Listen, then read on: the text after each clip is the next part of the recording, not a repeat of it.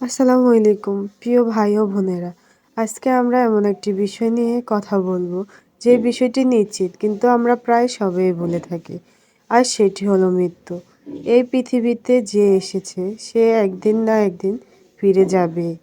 ধনী হোক বা গরিব, শক্তিশালী হোক বা দুর্বল, মৃত্যু কাউকে ছাড় দেয় না। আল্লাহ তাআলা কোরআনে বলেন, প্রতিটি প্রাণীকে মৃত্যুর স্বাদ গ্রহণ করতে হবে।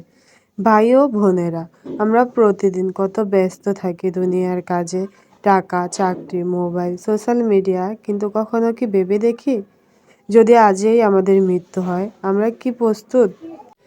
যেদিন মালাকুল মাউত আসবে সেদিন আর কোনো সুযোগ থাকবে না, আর বলতে পারবো না, হে আল্লাহ আমাকে আর একটু সময় দিন।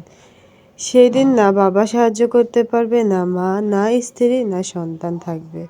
শুধু আমাদের আমল, নামাজ, রোজা, সদকা, ভালো ব্যবহার, মানুষের সাথে ন্যায় বিচার। রাসূল সাল্লাল্লাহু আলাইহি সাল্লাম বলেছেন, বুদ্ধিমান সে যে নিজেকে নফসে নিয়ন্ত্রণ করে এবং মৃত্যুর পরের জীবনের জন্য প্রস্তুত নেয়। ভাই ও বোনেরা, আসুন আজই সিদ্ধান্ত নিই, নামাজ অবহেলা করব না, হারাম থেকে নিজেকে বাঁচাবো, কারো হক নষ্ট করব না, মিথ্যা গীবত বা অহংকার ছেড়ে দেব।